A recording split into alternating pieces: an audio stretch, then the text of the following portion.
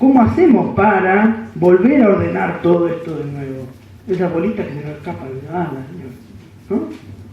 ¿Qué es lo que va a dar forma a esa vida comunitaria ahora? ¿Qué la va a integrar? Dijimos que la integraba a una vida ética, virtuosa, tradiciones, valores, costumbres de la vida comunitaria. La integraba a una vida religiosa, la mantenía unida, le daba un sentido, le daba un orden, una previsibilidad. Y en pocos años, ¿no?, ese orden comienza a corroerse. Y encontramos fósiles, ¿no? Y llegamos a otros lugares y encontramos otras formas de organizar la vida comunitaria.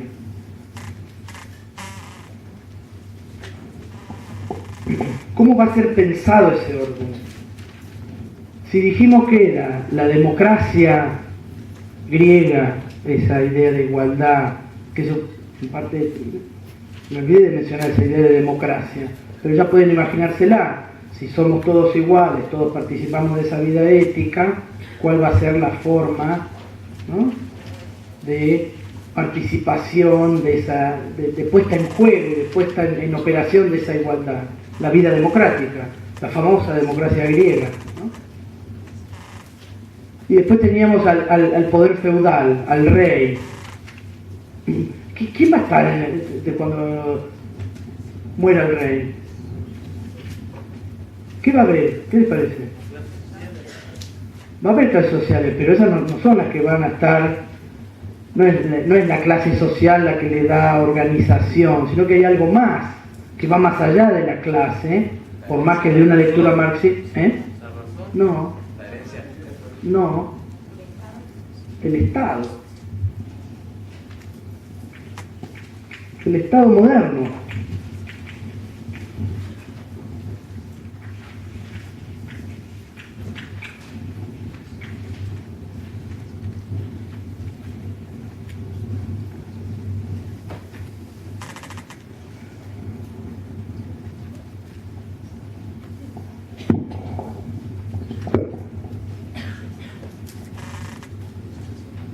¿A qué hora del partido? 8:20, ¿no? Bien, ¿qué sucede? El Estado moderno. Vimos todos esos cambios, cómo el poder del rey va perdiendo injerencia. Ahí podríamos, no sé, hablar de infinidad de cosas, ¿no? Las ovejas que se comen a los hombres, el moro, las descripciones de Maquiavelo sobre la vida política en Italia, ¿no?, sobre la vida religiosa en Italia, es decir, toda una serie de desarrollos de la teoría política, de la filosofía política que uno podía mencionar, ¿no? Pero para ya ir terminando la reunión de hoy, en todo caso detenernos un poco más en esto al principio de la reunión que viene, si la democracia griega era presentado, ¿no?, es presentado como ese modelo ideal de vida pública y vida comunitaria. Somos todos iguales, participamos en la asamblea, los cargos públicos se sortean porque todos tenemos que estar preparados para ser ministros de economía, entonces se sortean los cargos públicos, ¿no? Hacían trampa también porque después han encontrado urnas electorales todas llenas con el mismo nombre, el voto, ¿no? Pero bueno, la democracia griega, el modelo que nos presentan es ese. Y entonces hablan la democracia griega. El orden, y van a encontrar en Ritzer esas referencias al orden y a la armonía medieval. Una ciudad ordenada, previsible, ¿no? Sabíamos quién se iba a morir antes y quién no, sabíamos qué teníamos que hacer, ¿no?, hasta dónde llegaban las posibilidades de cada uno, en una sociedad ordenada, cada uno conocía sus derechos.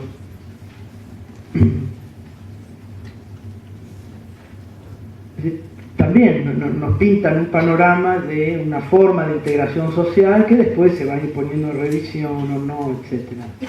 ¿Cuál es la narración que construye ese Estado moderno? La narración que construye ese Estado moderno es la narración de la tradición contractualista.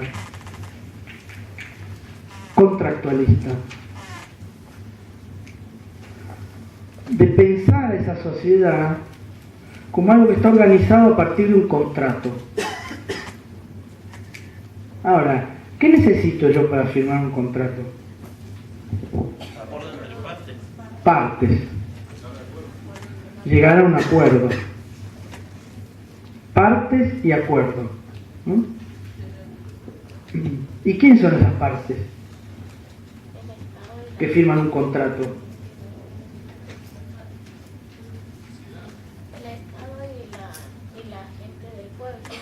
Bien, en el relato contractualista es el Estado y el pueblo. Después veremos, hay distintas formas de entender al Estado y el pueblo, ¿no? Pero hay un contrato entre el Estado y el pueblo. Pero hablemos de un contrato más en general. ¿Quiénes firman un contrato? ¿Representantes de quién? Vos vas a alquilar una casa, salvo que tengas representantes, puede ser. Es importante. Bien, una persona física o, ¿cómo dijiste? Jurista. Jurídica. ¿Qué significa una persona jurídica? Ah, no, pensé que... ¿Una persona física qué es? Sí. Organización, ¿no? Pero ibas a preguntar algo. Una sociedad anónima. Instituciones. Se necesitan partes que tienen algún grado de individualidad. Una institución, una persona que firma. Y que tiene que tener la voluntad de firmar. Si firma un contrato con un revólver en la cabeza, no es un contrato, ¿no? Es decir, que eso que implica, que pensar en la idea de contrato, ¿qué supone también? Voluntario.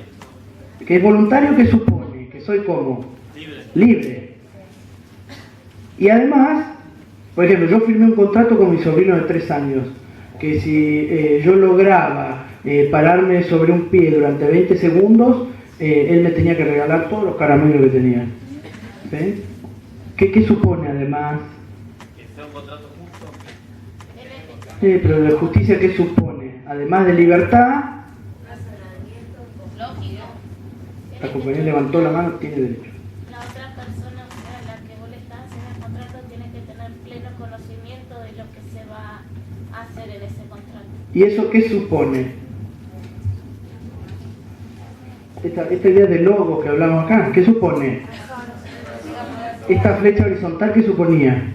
Igualdad. Es decir, eso, la idea de contrato supone partes que firman, que se ponen de acuerdo a partir que son iguales en términos de sus capacidades de decidir y que son libres para decidir. Eso implica un contrato. Por lo tanto, la tradición contractualista, ¿qué va a suponer? Bueno, que aquellos que forman parte de la vida comunitaria son individuos libres e iguales.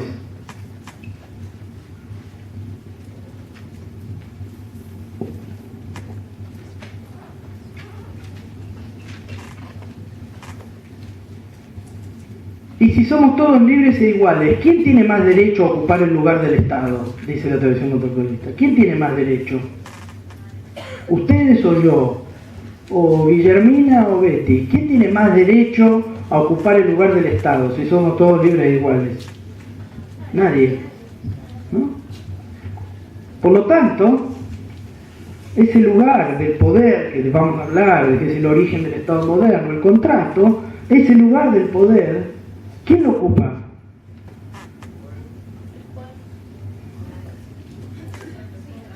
Perdido dentro del pueblo. El pueblo, ¿vos o yo? Nadie. ¿Sí? Es un lugar vacío.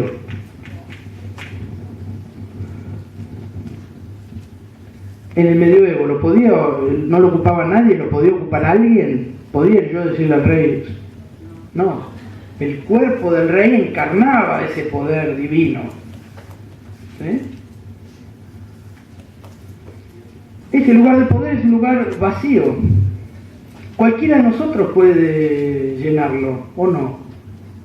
Hoy. No basta solo militancia y un poco de astucia, ¿no?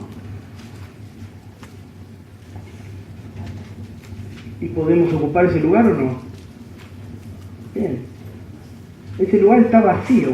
Y cualquiera de estos, dice la tradición contractualista, cualquiera de esos individuos libres e iguales tiene la capacidad y la posibilidad de ocupar ese lugar.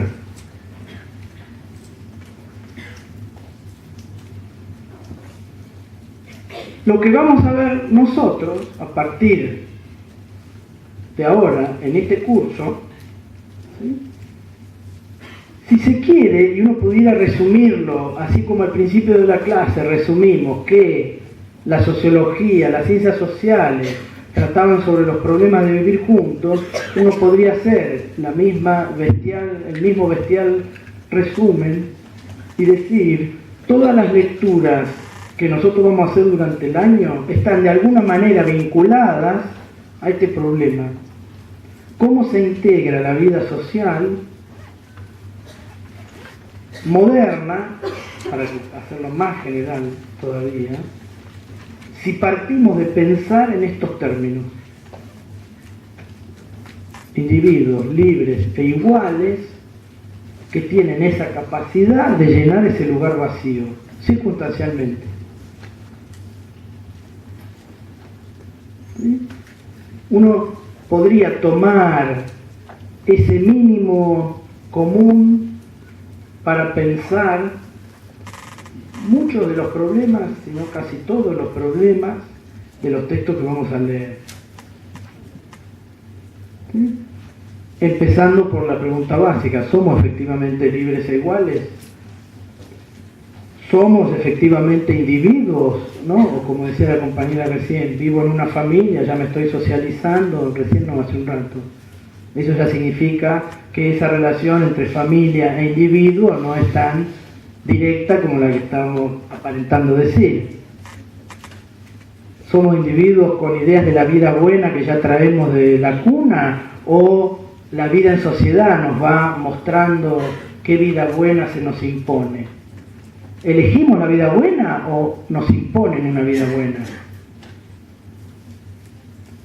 ¿Elegimos? ¿Quién elige? ¿Qué elegimos?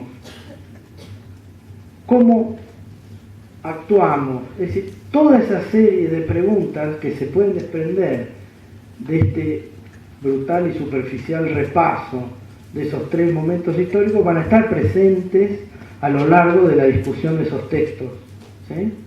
Y van a ver cómo poco a poco vamos a ir haciendo referencia a algunas de estas cosas que mencionamos hoy, a lo largo de todo el año, ¿sí?